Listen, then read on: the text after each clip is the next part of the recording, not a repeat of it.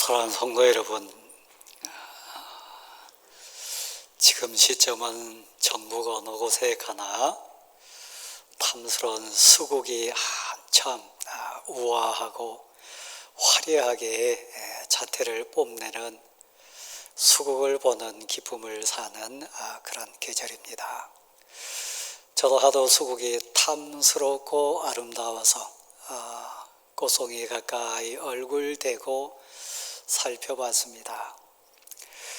자잘한 꽃잎들 온전히 어우러져서 한 묶음 돼가지고 정말로 풍성한 탐스러운 수국 한 송이가 된 것 신비하게 봤습니다.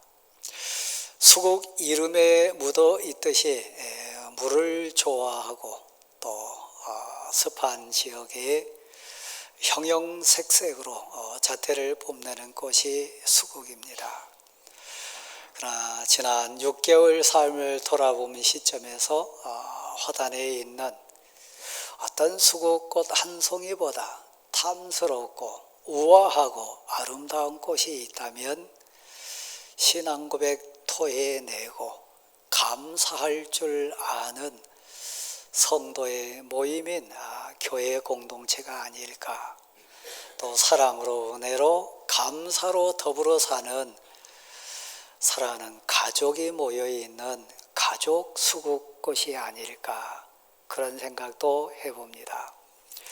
사실 지난 6개월 동안 은혜로 살았습니다.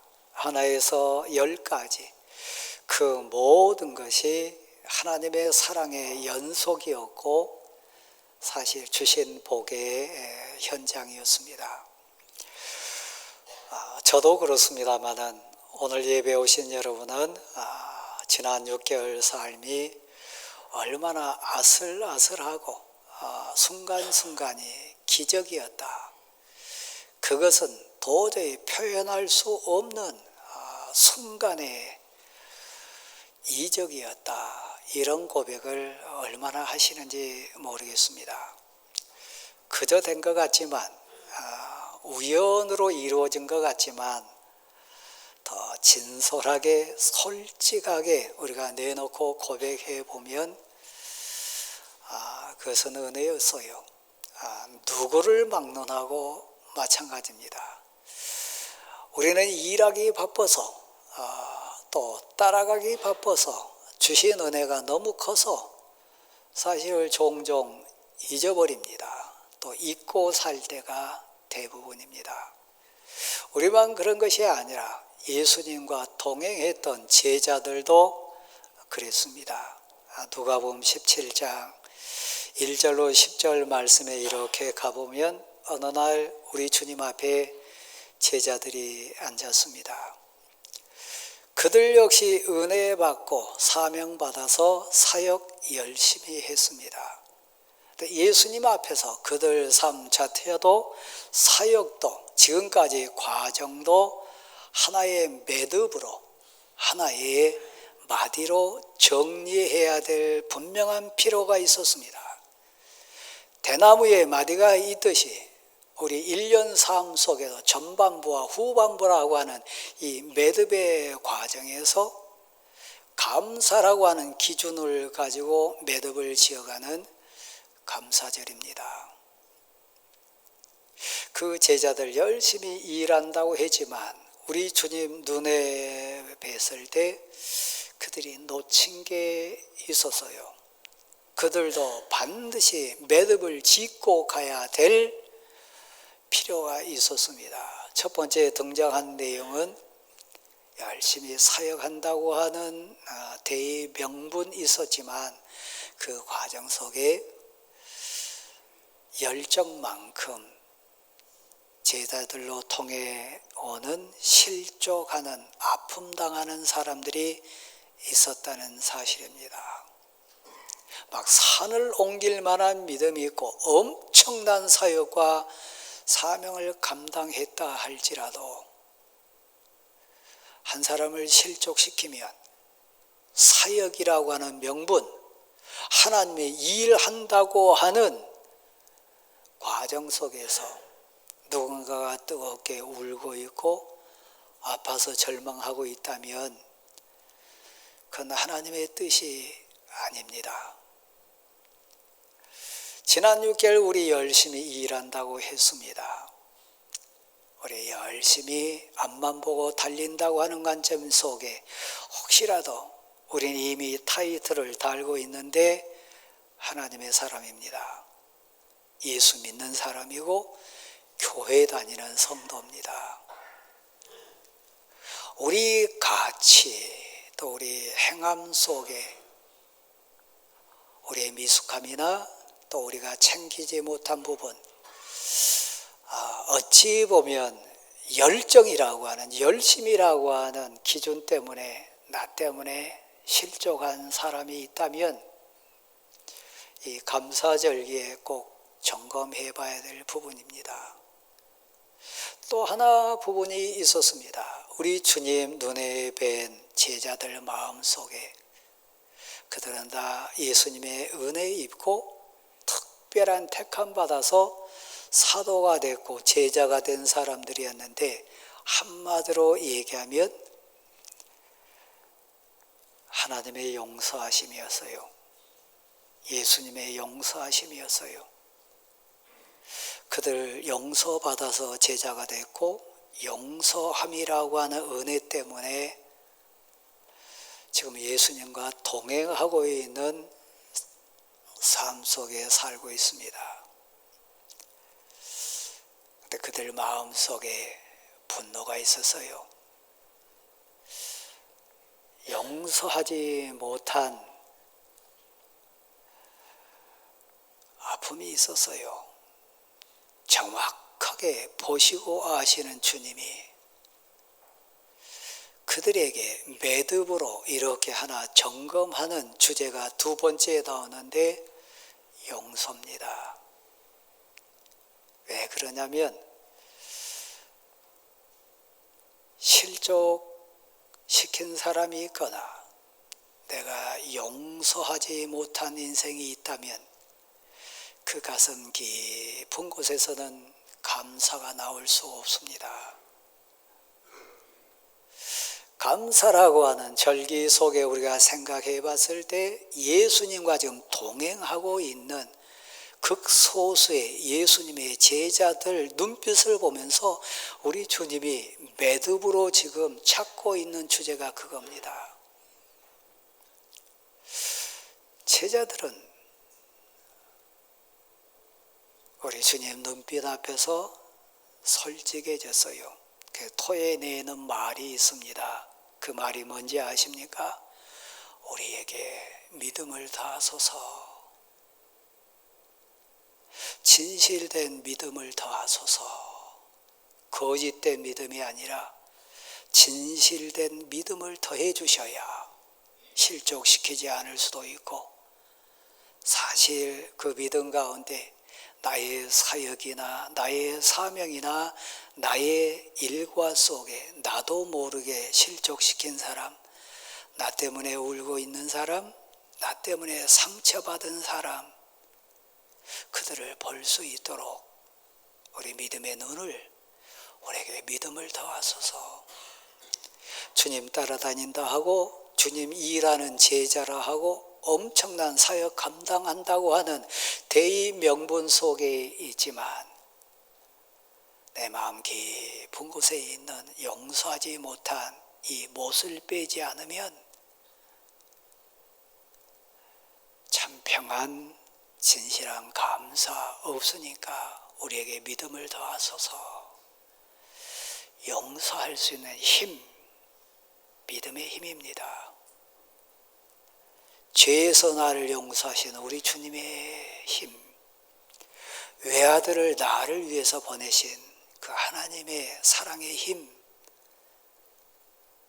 그 믿음을 내게도 더하소서. 우리에게 더하소서. 우리에게 믿음을 더해 주소서. 솔직하게 고백했어요. 믿음 영역 아니고 여러분의 의지로, 여러분의 도덕이나 윤리적인 교양으로 용서할 수 있나요? 안 돼요. 용서는 사랑입니다. 용서는 능력입니다. 내게서 나온 힘이 아니고 믿음에서 오는 힘입니다. 우리에게 믿음을 더하소서. 이 감사절에 하나님 정말 감사하고 싶어요.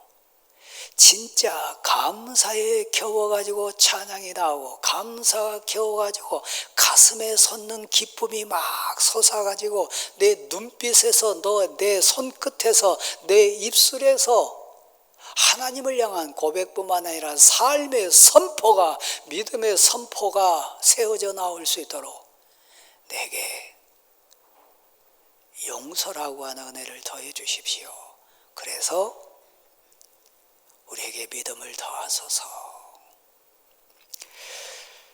1절부터 10절까지 그 누가복음 17장에 있는 내용과 마지막 주제가 하나 나오는데, 오늘 제가 여러분하고 함께 나누고자 하는 주제입니다.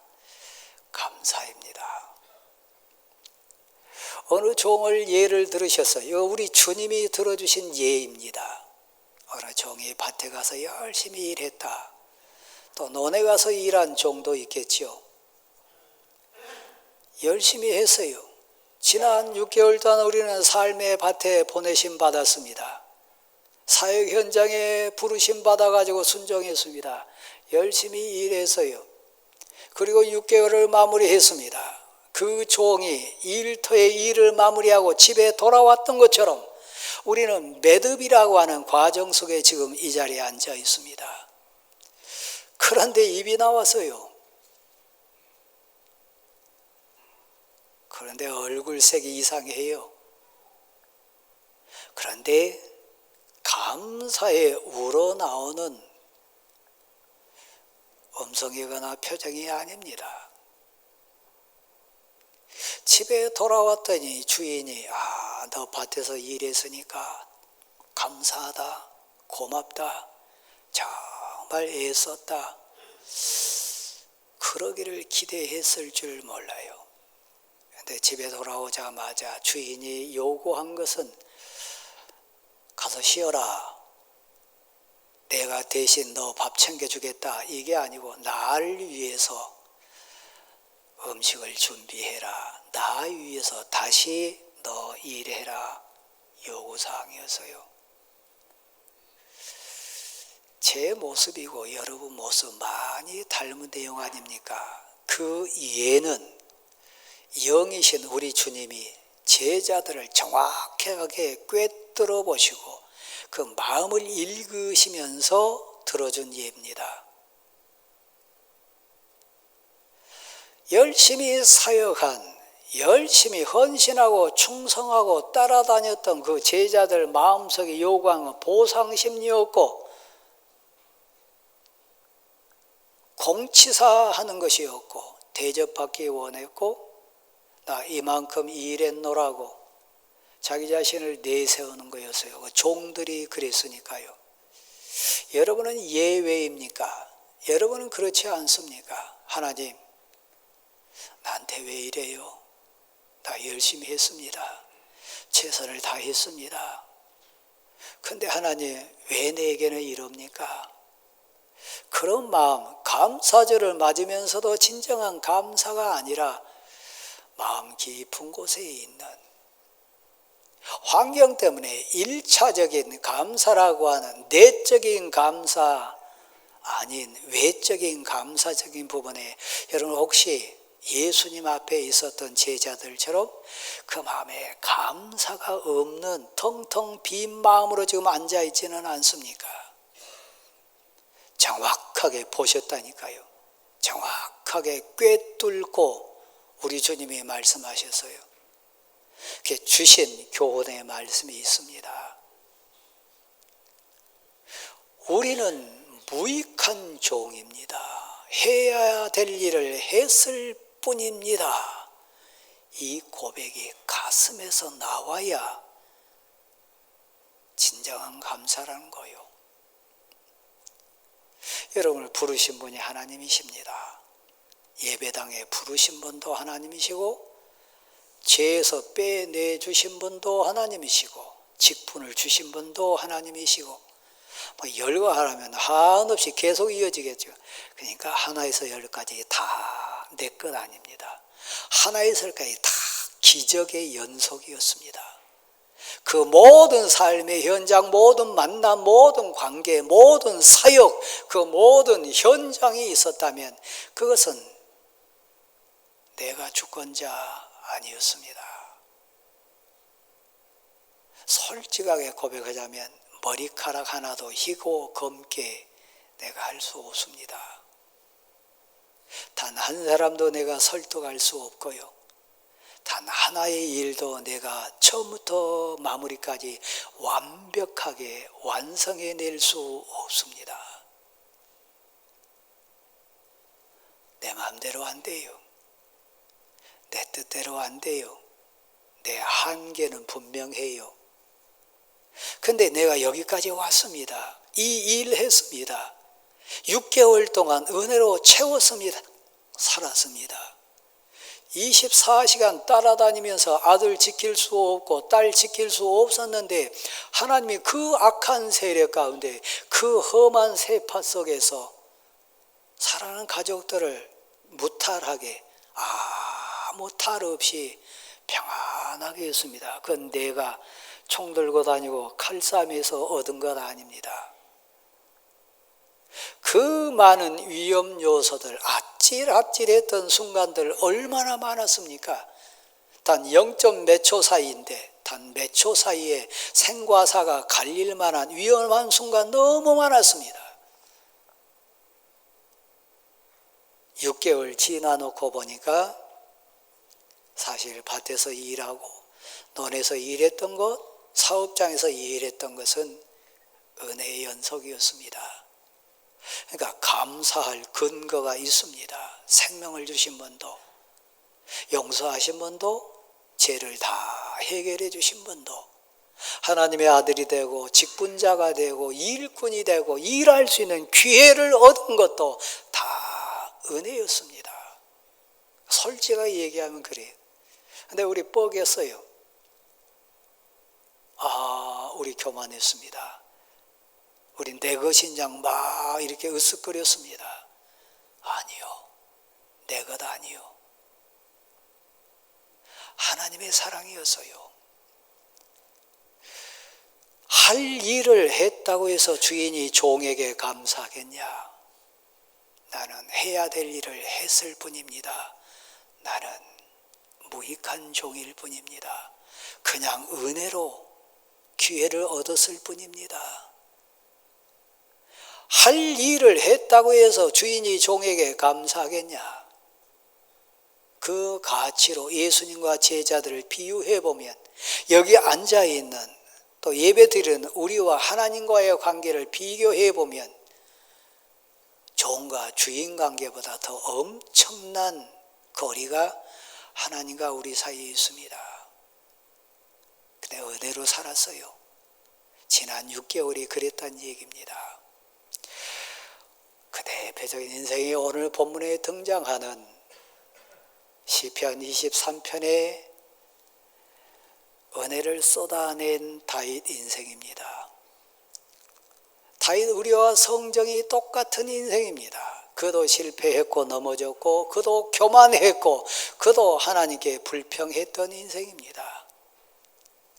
제게 소원이 있다면 어떻게 하면 다윗처럼 시편 23편과 같은 뜨겁고 은혜스럽고 많은 사람에게 힘을 주고 하나님께 막 영광을 돌리는 이런 고백, 찬양시를 쓸 수 있을까?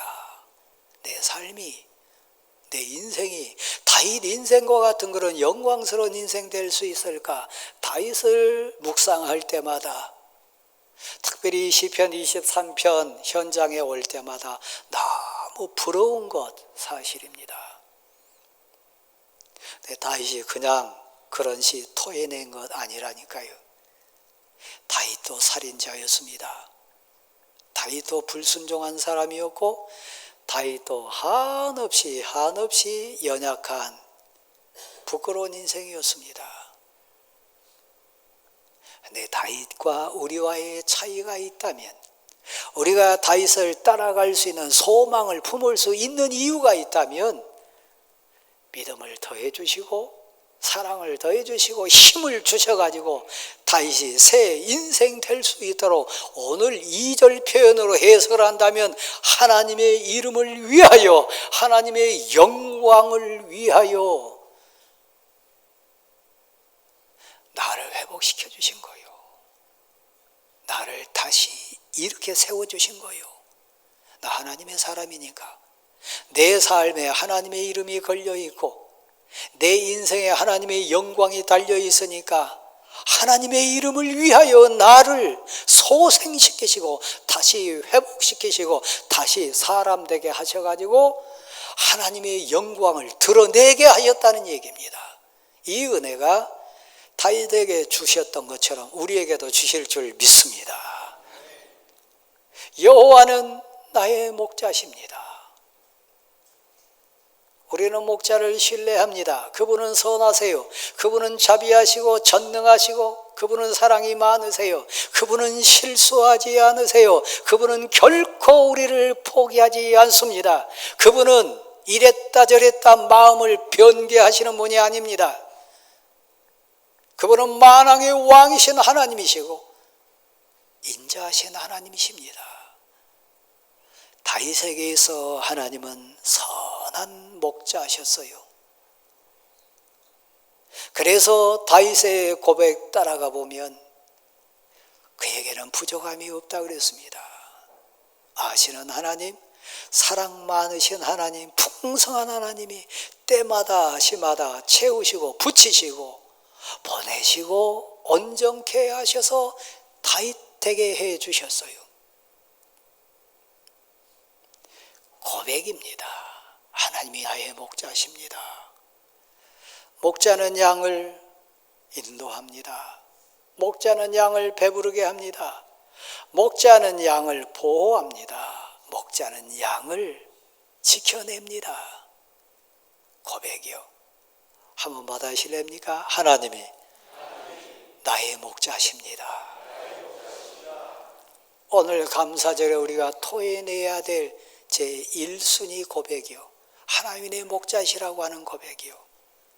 그러니까 두려움 없어요. 염려 없어요. 목자는 선하세요. 전능하세요. 영이세요. 나를 사랑하세요. 심지어는 목숨까지 내놓으셨어요. 우리 주님이요. 나의 힘이신 여호와여. 우리의 고백이 있다면 딱 하나요. 한번 받아십시다. 내가 하나님을 사랑합니다. 이 고백 토해내는 거요. 다윗의 고백이었어요. 여호와는 나의 목자시니 내게 부족함이 없습니다. 때마다 시마다 상황마다 할 말도 넣어주실 뿐만 아니라 행할 바도 가르쳐 주시고 대적이 나타났을 때, 적이 나타났을 때, 내가 힘이 없을 때, 내가 웅덩이에 빠졌을 때, 내가 사망의 음침한 골짜기를 다닐 때, 그 어느 곳에서도 나의 선한 목자, 나의 하나님, 나의 주님 예수 그리스도는 나를 떠나지 않으셨어요. 내게 부족함이 없습니다. 지난 6개월 살면서 부족함이 있었나요? 없었어요. 사실 욕심이었지요. 사실 탐욕이었지 부족함 없었어요. 여러분 보니까 지금 헐벗고 오신 분 아무도 안 계세요. 옷이 없어가지고 맨몸으로 오신 분 아무도 없어요.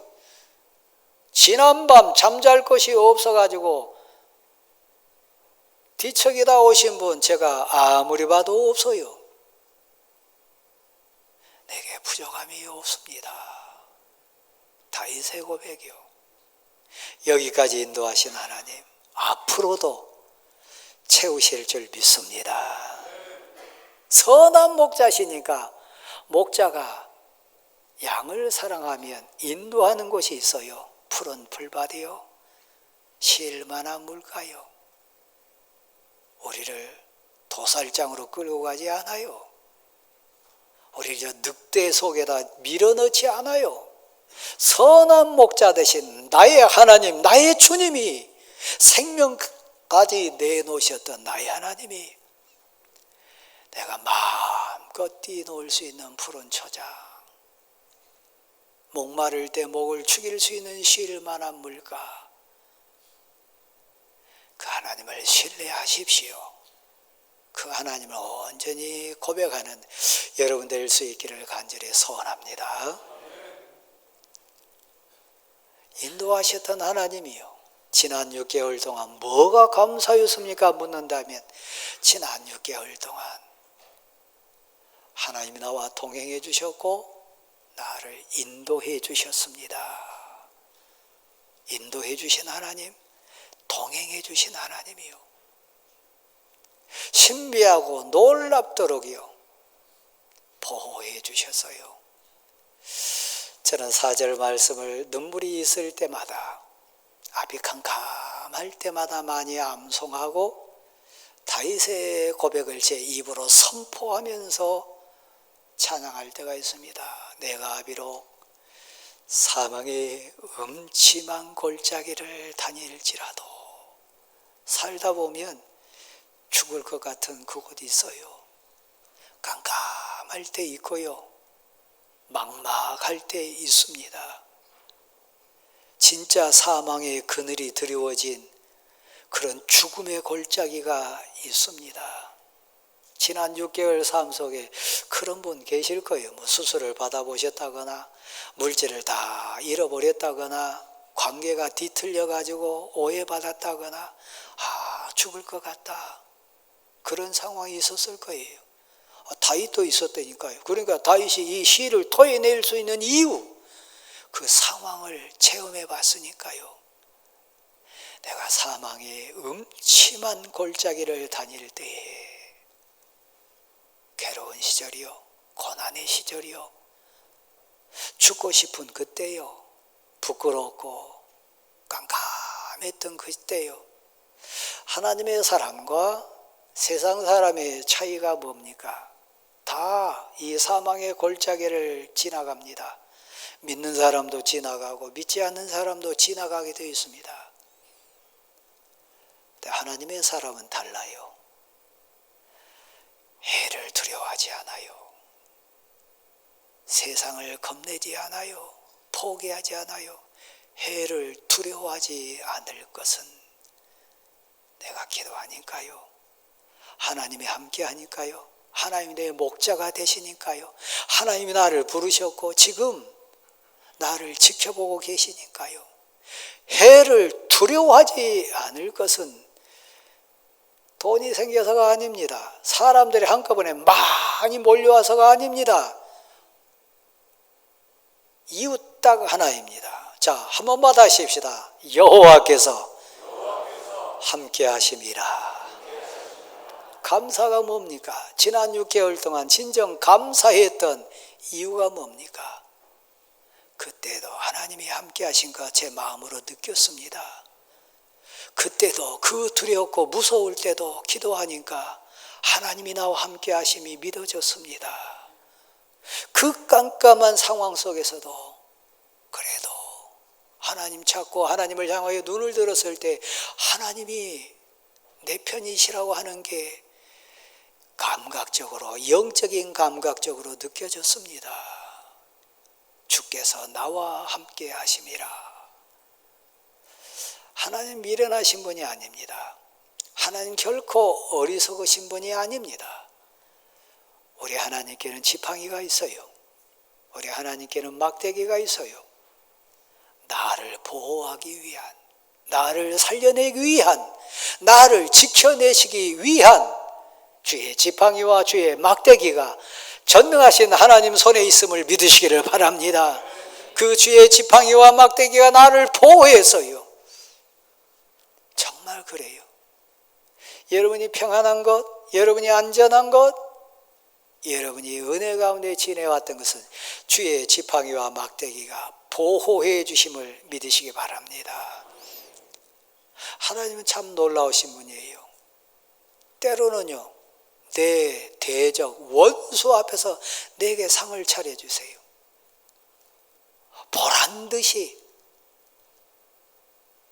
그렇게 나를 엎어치게 하기 위해서, 그렇게 나를 밀어넣기 위해서, 그렇게 나를 해코지하기 위해서 대적자가 된 원수와 같은 자 앞에 오히려 하나님이 보란듯이 내 대적과 원수 앞에 상을 차려주세요. 제3자들이, 나를 사랑하는 자들이 그거 보고 고백해요. 과연 하나님이 저 사람을 사랑하신가 보다. 과연 하나님 믿는다고 하는 저를 하나님이 보호하시는구나. 교회 다니는 저 사람을 과연 하나님이 지켜내시는구나. 희한하다, 신비하다. 내 원수 앞에서, 내 원수의 목전에서 내게 상을 베푸시고, 그런 멋진 하나님, 능력의 하나님이 지난 6개월 동안도 우리에게 은혜 주심을 믿으시기를 바랍니다. 내게 기름을 바르세요. 그래서 고백해요. 한번 받아실까요? 가슴에 손 얹으시고요. 한번 받아십시다. 감사가 넘칩니다. 내 잔이 넘칩니다. 내 감사가 넘칩니다. 하나님이 주셨어요. 다윗의 고백, 여러분의 고백되기를 간절히 소원합니다. 사랑하는 대광교회 성도 여러분, 우리는 부름받은 하나님의 일꾼입니다. 하나님의 종들입니다.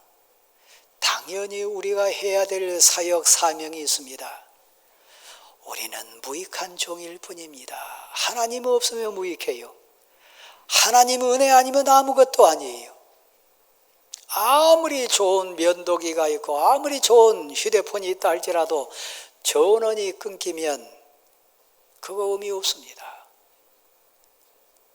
하나님이 우리를 쓰시면, 저 시골뜨기 다윗 소년을 하나님이 손으로 붙드시면 이스라엘의 왕이 되게 하실 수도 있었어요.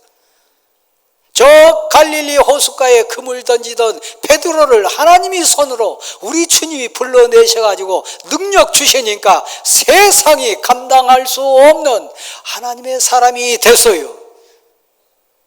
저도 저 남쪽 시골뜨기입니다.